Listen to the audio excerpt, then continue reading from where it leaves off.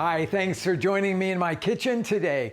I'm going to make a salsa that is a little recognizable as the sort of salsa de molcajete roasted tomato salsa that you would find in central Mexico, but this is the Yucatecan version. A little different flavor combination and certainly a different way of seasoning it. So I'm going to step you through it. Maybe you've seen some of these things before, but I've got an onion that I'm going to slice. I need about half of this one. And I think I'm going to take a little piece of it off at the end here and lay these pieces out on a baking sheet. And I've got a pound of tomatoes that I'm going to be working with. And here's the seasoning that obviously makes this really Yucatecan. This is an habanero chili. Now, before you think, oh, that's maybe too hot for me or whatever, when you get the flavors all roasted and then combined right, it'll be nicely balanced. I promise you that. This is orange habanero. In the Yucatan, they like green habanero as well. To roast it in the United States, I use my broiler for the most part. In Mexico, they would usually have a griddle here and do all the roasting on that. Or since they love to cook over live fire in the Yucatan Peninsula, sometimes they would do all the roasting over a grill. So think about that when you're grilling, that you might want to make this version of the roasted tomato salsa on your grill. But today I'm just going to do it here under the broiler. I've got the broiler hot, and then I've got the rack at the very highest position so that these things will be about 4 inches below that hot broiler. I'm going to slide them in here. After 6 minutes or so, I'll turn them over.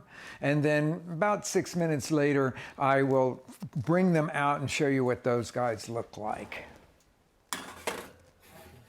You can see that the skins have blackened and separated from the tomatoes. If you make this with plum tomatoes, they will have a pulpier texture into this. They will give a pulpier texture to the salsa.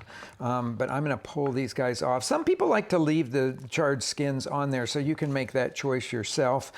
You can see that the habaneros are very well roasted here, but everything has been cooled off enough that I can then just chop these guys up. I like to chop up the habaneros a little bit before I put them into the food processor. You could do this in a blender as well.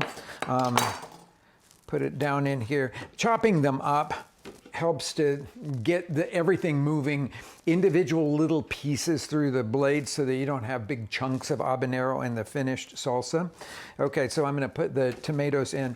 I don't really have to cut them up at all, but I do want, after I separate the roasted onion over here to the side, I do really want to get this juice off of the baking sheet. Some of you that are concerned about all of this blackening on your rimmed baking sheet, put down a piece of foil if you want to. It'll make the cleanup go really, really easily. Now, I'm going to put the top of it on and then pulse here until we have a salsa consistency, a little chunky, but kind of pureed.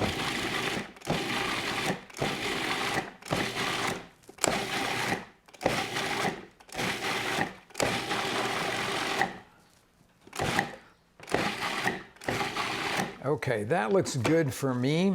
Now, because these aren't plum tomatoes, it's going to be a juicier salsa, so I don't really have to add any water to it. It's about the consistency that I'm looking for in it. So I'm going to put this, and it smells just so good with that habanero and the sweetness of the roasted tomatoes.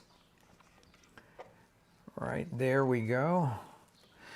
Now, the last things that go into here will be things that are pretty expected in a salsa. I'm going to chop up a little bit of cilantro, but before I do that, I'm going to take these cooled off roasted onions and chop them.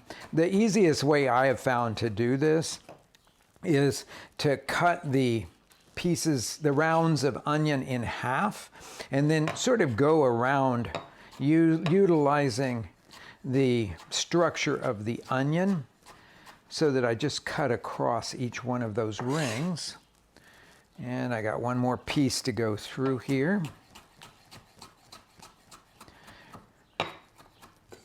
Yeah, this will add not only texture but beautiful sweetness to the salsa.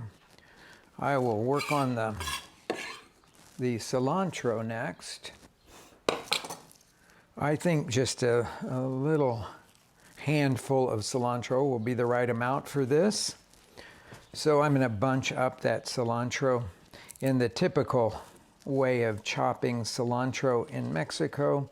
Bunch up the cilantro and then slice it crosswise, stems and all.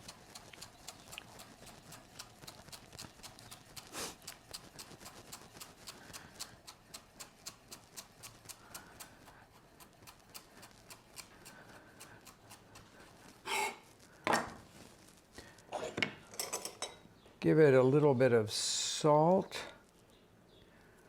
and of course the cilantro. And you will have the version of a roasted tomato sauce with great Yucatecan flavors.